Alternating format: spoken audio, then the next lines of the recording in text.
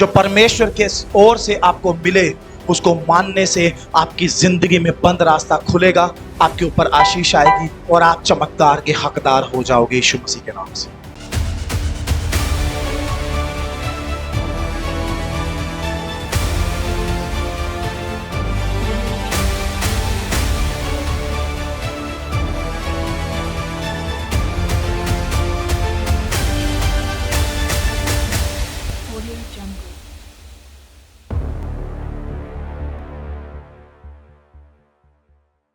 सिर पर हाथ रखा जाए, सिर पर हाथ रख के प्रार्थना करे प्रभु का दास अपने परमेश्वर यहोवा से, और फिर मेरा कोढ़ चला जाएगा। ये उम्मीद लेके खाली हाथ नहीं आया था नामान। जानते हो आप इस अध्याय को पढ़ोगे, 5 अध्याय को 1 से पढ़ना शुरू करोगे, बहुत सारा सोना, बहुत सारी चांदी और बहुत सारे कीमती कपड़े लेकर आया था कि जब प्रभु का दास मेरे सिर पर हाथ रखकर प्रार्थना करेगा, मैं उसको ये सारी भेंट दूंगा। और प्रभु का दास बाहर ही नहीं आया, बोलता जाके डुबकी लगा ले। और नामान को गुस्सा आ गया, अरे मैं दूसरे देश से आया हूं, सोचो यहां दिल्ली के चर्च में कोई इंग्लैंड से आ जाए, कोई अमेरिका से आ जाए ले हैंड प्रेयर करवाने, और मैं उसको बोलूं कि भाई साहब ले हैंड प्रेयर नहीं होगी आपकी, आप यहां से जाओ, परमेश्वर ने आपकी जिंदगी में चमत्कार कर दिया। वो बोलेगा मैं अमेरिका से आया हूं, इतनी टिकट खर्च करके मैं कैसे चला जाऊं वापिस, आप मेरे लिए ले हैंड प्रेयर करो। तो ये दूसरे देश से जाके ले हैंड प्रेयर करवाने पहुंचा है कि मेरे सिर पे हाथ रखकर प्रभु का दास प्रार्थना करेगा और मेरी जिंदगी में चमत्कार हो जाएगा। पर एलीशा आकर मिला भी नहीं और बोला जाके यरदन में 7 बार डुबकी लगा। गुस्सा आ गया, मैं नहीं लगाऊंगा डुबकी, मैं जा रहा हूं अपने देश में वापस। इसने मेरा अपमान किया है, ना बाहर आया, ना मुझे मिला, ना मेरे साथ बात की, ना मेरे लिए प्रार्थना की, मुझे बोल रहा है वहां जाकर डुबकी लगाओ, इससे ज्यादा अच्छी नदियां मेरे देश में है, मैं नहीं करूंगा। सेवक आए, अरे प्रभु के दास ने जो तुझे बोला है उसको मान जा, उसने सिर्फ डुबकी लगाने के लिए बोला है, अगर वो तुझे कोई भारी काम देता वो भी तो करता। वो तुझे बोलता पहाड़ पर जा, घुटनों पे बैठ, 3 दिन उपवास रख, उसके बाद मैं तेरे लिए प्रार्थना करूंगा, तो भी तू करता। उसने तुझे कितना छोटा सा, कितना आसान काम दिया है, उसने बोला बस डुबकी लगा ले तू चंगा हो जाएगा, तुझे कितना ज्यादा मानना चाहिए। उसने बोला ठीक है चलो करके देखते हैं। गया, डुबकी लगाई 7 बार। कितनी बार? कितनी बार? मन में क्या है? मेरे देश की नदियां इससे ज्यादा साफ सुथरी हैं। पहली बार डुबकी लगाई, बाहर आया, कुछ नहीं हुआ। दूसरी बार डुबकी लगाई, बाहर आया, कुछ नहीं हुआ। तीसरी बार डुबकी लगाई, बाहर आया, थोड़ा सा ठीक हुआ, कुछ नहीं हुआ। चौथी बार डुबकी लगाई, थोड़ा सा और ठीक हुआ, लेकिन पूरा ठीक नहीं हुआ। अरे 4 बार डुबकी लगा ली, अभी तक चमत्कार नहीं हुआ। इजराइल में कौन सी ऐसी नदी आ गई जिसमें कोढ़ चला जाता है? इस नदी में तो रोज हजारों लोग आकर नहाते हैं, उनका कोढ़ तो गया नहीं, मेरा कैसे चला जाएगा? 5वीं बार फिर डुबकी लगाई, थोड़ा सा और ठीक हो गया। जब 7वीं बार डुबकी लगा कर आया तो वहां लिखा है उसकी स्किन बच्चों की तरह बिल्कुल कोमल हो गई। परमेश्वर ने उसको बिल्कुल शुद्ध कर दिया, पवित्र कर दिया। आमीन। यहां बात इज़राइल की उस नदी की नहीं है, उस नदी के पानी में चंगाई करने की सामर्थ्य नहीं है। यहां बात परमेश्वर की आज्ञा की है। प्रभु के दास ने उसको अगुवाई की कि तुझे यरदन नदी में जाकर डुबकी लगाने से चंगाई मिल जाएगी। आपको प्रभु के दास ने भविष्यवाणी करके कुछ भी करने के लिए बोला, उसमें लॉजिक ढूंढना बंद कर दो। ये क्या कर रहे हैं? इसमें लॉजिक ढूंढ रहे हैं। इज़राइल के इस नदी से ज्यादा साफ नदियां मेरे देश में हैं, डुबकी लगाने से क्या होगा? यहां तो हजारों लोग रोज नहाते हैं, यहां पर जो पानी है इससे ज्यादा साफ पानी तो मेरे देश की नदियों में है। बहुत सारा दिमाग चला रहा है। प्रभु ने जो आज्ञा दे दी उसके बाद आपको अपना दिमाग लगाने की जरूरत नहीं है। बाइबल में लिखा है तू अपनी समझ का सहारा ना लेना, वरन संपूर्ण मन से अपने परमेश्वर यहोवा पर भरोसा रखना। आमीन। आपको जो परमेश्वर ने करने के लिए बोल दिया उसको संपूर्ण मन से विश्वास के साथ कर लो। उसमें सवाल जवाब अपना दिमाग नहीं लगाना है। बाइबल बोलती है इस बात को। आपको जो प्रभु ने बोला, जो प्रभु के दास ने बोला, उसको मान लो, उसके अनुसार चलना शुरू कर दो और आप देखोगे आपकी जिंदगी में वो सारे चमत्कार हो जाएंगे जिसकी आपको इंतजार है। आमीन। आप सोचते हैं मैं पहले ही कर्जे में हूं, ऊपर से पास्टर जी ने मुझे बोल दिया क्रिसमस के लिए दान दे दो।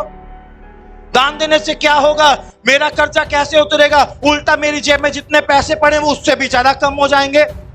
ये क्या बात हुई, कर्जा उतारना है तो दान दे दो, फाइनेंशियली ब्लेसिंग लेनी है तो दशमांश दे दो।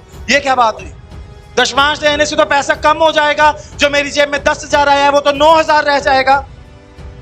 कैसे होगा ये? लॉजिक लगाते हैं दशमांश रोक लेते हैं, लॉजिक लगाते हैं दान रोक लेते हैं। अरे परमेश्वर ने आपको छोटी सी आज्ञा दी है कि आप ईमानदार रहो उसको दशमांश देने में, और वो बोलता है मैं आकाश के झरोखे खोलूंगा और अपरंपार आशीषों की बारिश करूंगा। वो आपको सारे कर्जों से निकालेगा और आपके ऊपर धन की बारिश स्वर्ग से उंडेल देगा। आमीन, आमीन। हर बात में अगर हम लॉजिक ढूंढना शुरू करेंगे, हर बात में अपना दिमाग लगाना शुरू करेंगे तो आज्ञाकारिता नहीं कर पाएंगे। पूर्ण संपूर्ण मन से अपने परमेश्वर यहोवा पर भरोसा रखो, उसने जो करने के लिए बोला उसको करो। मैं आपको एक चीज बताता हूं, इस चर्च की गवाही बताता हूं। एक बहन आती है हमारे पास, उस बहन का कोर्ट में केस चल रहा था डाइवोर्स का। पति से लगभग 8-9 महीने से अलग रह रही थी, कोर्ट में केस चल रहा था डाइवोर्स का।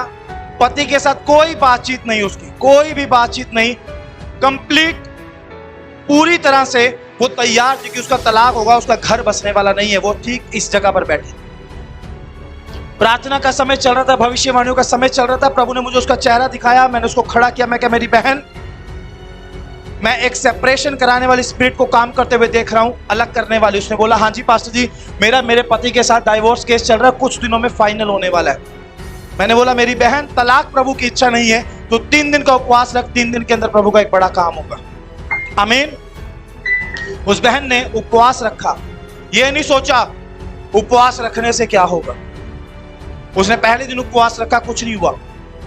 दूसरे दिन उपवास रखा, शाम को उनके हस्बैंड की कॉल आई, जो पिछले 10 महीने से कभी नहीं आई थी, कोई कांटेक्ट नहीं था। दूसरे दिन की शाम को उसको कॉल आई उसके हस्बैंड की पर्सनली मिलने के लिए। उसका मुझे फोन आया, पास्टर जी वो पर्सनली मिलना चाहते। मैंने बोला कल 30 दिन का उपवास, आप जाकर मिलो। वो उपवास रखकर तीसरे दिन मिलने के लिए गई और तीसरे दिन परमेश्वर ने उनके मन को एक कर दिया, कोर्ट केस खत्म हो गया, परमेश्वर ने परिवार को ब्लेस कर दिया और अभी परमेश्वर उनको एक और बच्चे की आशीष दी है और खुदा ने उसको ब्लेस किया। जोरदार तालियां बजाकर खुदा की महिमा। Hallelujah, hallelujah. तलाक का केस चल रहा है पास्टर जी, उपवास रखने से क्या होगा, मैं कर्जे में हूं, दशमांश देने से क्या होगा, मैं इतनी कोशिश कर रहा हूं नौकरी मिलने के लिए, दान देने से क्या होगा। बाइबल में हर आज्ञा के साथ अगर आप देखोगे तो परमेश्वर की प्रतिज्ञा, परमेश्वर के वादे जुड़े हैं। अगर दशमांश देने के लिए खुदा बोलता तो बोलता है मैं तेरे लिए आकाश के झरोखे खोलूंगा, आशीषों की बारिश करूंगा। आमीन। अगर प्रभु दान देने के लिए बोलता है तो परमेश्वर का वादा है भेंट मनुष्य के लिए द्वार को खोल देती है। आमीन। अगर परमेश्वर आपको उपवास रखने के लिए बोलता है तो उपवास प्रार्थनाओं से आप परमेश्वर को प्रसन्न कर सकते हैं। यशाया अध्याय 55 को पूरा पढ़ना, उसमें बहुत सारे वादे हैं उन लोगों के लिए जो परमेश्वर के राज्य के लिए उपवास रखते हैं। आमीन। हर आज्ञा जो परमेश्वर के ओर से आपको मिले उसको मानने से आपकी जिंदगी में बंद रास्ता खुलेगा, आपके ऊपर आशीष आएगी और आप चमत्कार के हकदार हो जाओगे यीशु मसीह के नाम से। आमीन। लेकिन आज्ञा को मानना पड़ेगा। आज्ञा को मानने से पहले दिमाग नहीं लगाना है, जो परमेश्वर का वचन बोलता है उसको कर लो। इसको प्रभु के दास ने बोला जाके डुबकी लगा ले, ये अपना दिमाग लगा रहे। प्रभु आपको बोले नाइट प्रेयर करने के लिए, प्रभु के दास आपके लिए भविष्यवाणी करे, आप 3 दिन नाइट प्रेयर करो, परमेश्वर बंद रास्ता खोलेगा। अरे प्रार्थना तो प्रार्थना है, रात को ही क्यों करनी है, प्रार्थना तो दिन में भी प्रभु सुनता है, प्रार्थना तो 24 घंटे में कभी भी हो सकती है, फिर रात को ही क्यों करनी है? कुछ लोग ऐसा दिमाग लगाते। आपको प्रभु के दास ने रात को प्रार्थना करने के लिए बोला है, आपके लिए भविष्यवाणी। कारण है उसका, रात के समय दुष्ट आत्माएं लगातार आपके विरोध में प्लान्स कर रही हैं। आप 3 दिन प्रार्थनाएं करोगे, शैतान के काम खत्म हो गए और आपके लिए बंधनों के आजादी मिलेगी, बंद रास्ते खुलेंगे और आप यीशु मसीह के नाम से आजाद।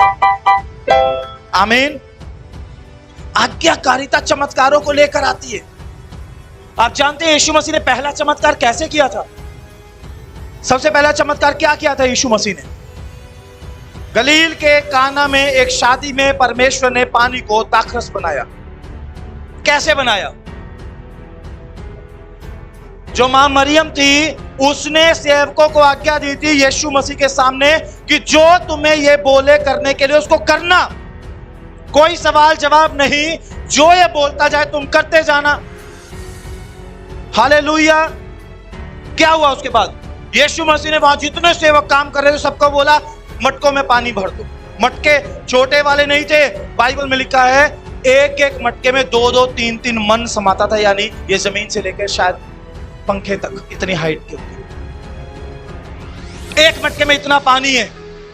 पानी के लिए उस टाइम ट्यूबवेल नहीं होते थे, कुओं से भरते थे पानी। कितनी मेहनत की होगी उन लोगों ने, इतने सारे मटके भरने हैं, बाल्टी बाल्टी निकाल निकाल कर भरना है। लेकिन सेवकों को पता है मरियम ने बोला है जो यीशु बोले उसको तुम करो। आमीन। कोई लॉजिक नहीं, जो बोले उसको करना है, बिना सोचे समझे करना है। सेवकों ने पानी भरना शुरू किया। सुबह से शाम हो गई, पानी भर दिया, मुंह भर दिए। यीशु मसीह को बोला अब बता क्या करें? भर दिए मटके, हो गए फाइनल, अब बताओ क्या करना है? एक काम करो, उसमें से कुछ लेकर जाओ और भोज के प्रधान को जाके चेक करवाओ। भोज का प्रधान कौन है? वो व्यक्ति जो हर चीज को पहले टेस्ट करता है, उसके बाद वो चीज मेहमानों को परोसी जाती है। नमकीन चीज में नमक चेक करेगा, मीठी चीज में मीठा चेक करेगा, हर चीज का फ्लेवर चेक करेगा और फिर वो आगे जाएगी। भोज का प्रधान पास करेगा तो सर्व होगी, अगर भोज का प्रधान पास नहीं करेगा तो रिजेक्ट। और सेवकों ने क्या भरा है मटकों में? पानी। क्या भरा है? पानी का कोई टेस्ट होता है कोई टेस्ट पानी का? नमक मिलाओ तो नमकीन हो जाएगा, मीठा मिलाओ तो मीठा हो जाएगा, खट्टा मिलाओ तो खट्टा हो जाएगा। सिर्फ पानी का कोई टेस्ट नहीं है। और उन सेवकों ने खुद अपने हाथों से पानी भरा है। यीशु मसीह ने यहां पर कोई प्रार्थना नहीं की। पढ़ो बाइबल में उस चमत्कार के बारे में ध्यान से, कोई प्रार्थना नहीं, कुछ नहीं बोला यीशु मसीह ने वहां पर। लेकिन जानते हो क्या हुआ? सेवकों को बोला था क्या मान लो, सेवकों ने मान ली, पानी निकाला और लेकर गए भोज के प्रधान के पास। भोज के प्रधान ने जब उसको टेस्ट किया, दूल्हे को पता क्या बोला? अरे सारे लोग पहले बढ़िया देते हैं, बाद में क्वालिटी कम कर देते हैं। तूने अच्छा दाखरस अब तक रख छोड़ा है, पहले से भी ज्यादा बेहतरीन है। Hallelujah, hallelujah. उस घटी को यीशु मसीह ने पूरा कर दिया केवल आज्ञाकारिता के कारण। अगर वहां पर वो सेवक अपना दिमाग लगाते, अरे प्रभु यीशु दाखरस घटा है, पानी बहुत है। अरे प्रभु यीशु दाखरस चाहिए लोगों को, पानी का क्या करेंगे? चलो पानी भर भी दिया।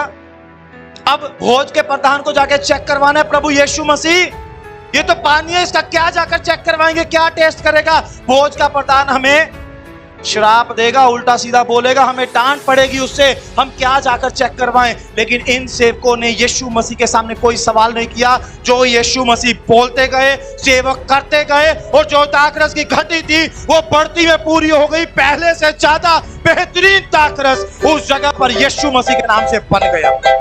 आमीन, हालेलुया। आप घटी में है, कमी में है, दुख में है, तकलीफ में है, बीमारी में है, जो छोटी से छोटी आज्ञा यीशु मसीह की आपको मिले उसको मानना शुरू कर दो। चमत्कार आपका इंतजार कर रहे हैं। बिना आज्ञाकारिता के अपना दिमाग, अपने लॉजिक, अपनी सोच, अपने विचारों को बार बार परमेश्वर के सामने लेकर जाते हैं। क्या होगा पास्टर जी, कैसे होगा पास्टर जी, कर्जा तो बहुत बड़ा है पास्टर जी, बीमारी तो बहुत बड़ी है पास्टर जी, समस्या तो बहुत बड़ी है पास्टर जी, कैसे होगा, इतनी बार प्रार्थना कर ली, इतनी बार बोल दिया, ये कर दिया, वो कर दिया, ऐसा कर दिया, वैसा कर दिया, बहुत सारी बातें लोगों के दिमाग में होती हैं। और जब छोटी सी बात पास्टर जी बोल दे, आप इस काम को कर लो, वो नहीं होता। नहीं पास्टर जी, उपवास नहीं रखा जाता, मेरे ना गैस बन जाती है। पास्टर जी, रात को प्रार्थना नहीं हो सकती, मुझे सुबह 5 बजे उठ के काम पे जाना पड़ता है। नहीं पास्टर जी, बाइबल पढ़ने का तो मुझे टाइम ही नहीं मिलता। पास्टर जी, संडे चर्च में नहीं आ सकते, मुझे छुट्टी नहीं मिलती, मेरी नौकरी चली जाएगी। जो छोटी सी बात पास्टर जी बोल दे, 7 संडे रेगुलर आ जाओ चर्च में, 1-2 संडे आएंगे फिर छुट्टी। रोज रात को 12 से 2 प्रार्थना कर लो, 1 या 2 दिन प्रार्थना होगी, उसके बाद बंद। आप छोटी से छोटी चीजों को कितना बड़ा बना रहे हैं, कितना मुश्किल बना रहे हैं। जैसे ये बना रहा था, नामान बोलता है 7 बार यर्दन में जाके डुबकी मारने से क्या ही हो जाएगा, मैं नहीं मारूंगा डुबकी। जब सेवकों ने समझाया तब जाकर डुबकी लगाई और पूरी तरह से शुद्ध होके चंगा होके गया। बोलो हालेलुया। आप समझो इस बात को, परमेश्वर आपको कभी बहुत मुश्किल काम करने के लिए नहीं देगा। मैं जब प्रभु यीशु मसीह को नहीं जानता था, नहीं मानता था, मैं ऐसे जुओं के नीचे रहा हूं। मैं बता रहा हूं आपको, भूखे रह के मुझे अपनी जिंदगी के कुछ नियम मैंने बनाए हुए थे, वो मुझे करने ही करने। मैं वो नियम नहीं बताने वाला हूं, लेकिन मैंने भूखे रह के कुछ ऐसी रिलीजियस चीजों को फॉलो किया है, जुआ अपने ऊपर लेकर चला। जब मैं प्रभु में आया तो प्रभु ने बोला, तुम सत्य को जानोगे और सत्य तुम्हें आजाद करेगा। आमीन, हालेलुया। प्रभु ने मुझे इन सारे जुओं से, इन सारी चीजों से पूरी तरह से आजाद कर दिया। अब प्रभु बहुत छोटी चीज मुझसे चाहता है कि मैं उससे प्रार्थना करूं। मैं हफ्ते में 1 दिन 3 घंटे उसके नाम से अलग निकाल दूं। बहुत छोटी छोटी बातें जो परमेश्वर मेरे जीवन से चाहते हैं। क्या मैं उन कामों को कर सकता हूं, या वो काम मेरे लिए बहुत मुश्किल है? आप प्रभु की छोटी छोटी आज्ञाएं माननी शुरू करो। छोटी छोटी बातें जो परमेश्वर के वचन से आपको मिले, उनको मानना शुरू करो। जब आप बाइबल पढ़ते हैं, बाइबल में बहुत सारी आज्ञाएं आती हैं प्रभु की, उन आज्ञाओं को मानना शुरू करो। हो सकता है आप एक बार उस आज्ञा को ना मान पाए, आपसे टूट जाए वो बात, दूसरी बार, तीसरी बार, चौथी बार, हो सकता है शुरू में ऐसा हो, लेकिन अगर लगातार आप कोशिश करेंगे तो पवित्र आत्मा आपकी हेल्प करेंगे प्रभु की आज्ञाओं को मानने में। और आज्ञाकारिता में जितना बढ़ते जाओगे, उतना ज्यादा आप प्रभु यीशु के नाम से सामर्थी होते जाओगे। आमीन, हालेलुया। आपको एक चीज बता दूं, उद्धार फ्री में, उद्धार समझते हो आप, साल्वेशन, इटर्नल लाइफ, वो आपके और मेरे लिए फ्री है, क्योंकि उसके लिए जो कीमत चुकानी थी वो किसने चुका दी? प्रभु यीशु मसीह। आमीन। लेकिन एनॉइंटिंग और परमेश्वर का सामर्थ, परमेश्वर का अभिषेक और परमेश्वर का सामर्थ, वो बेशकीमती है, उसके लिए कीमत चुकानी पड़ती है। अगर आप पावरलेस क्रिश्चियंस होना चाहते हैं तो आप बहुत आसानी से चलते रहो, शैतान की मार खाते रहो और आगे बढ़ते रहो। लेकिन अगर आप पावरफुल, परमेश्वर के सामर्थी एक व्यक्ति बनना चाहते हैं, आपको एक बड़ी कीमत चुकानी है। उस कीमत को चुकाते जाओ, सामर्थ को पाते जाओ और शैतान के गढ़ों को उठाते जाओ और यीशु मसीह के नाम से आशीषों के जीवन को जियो।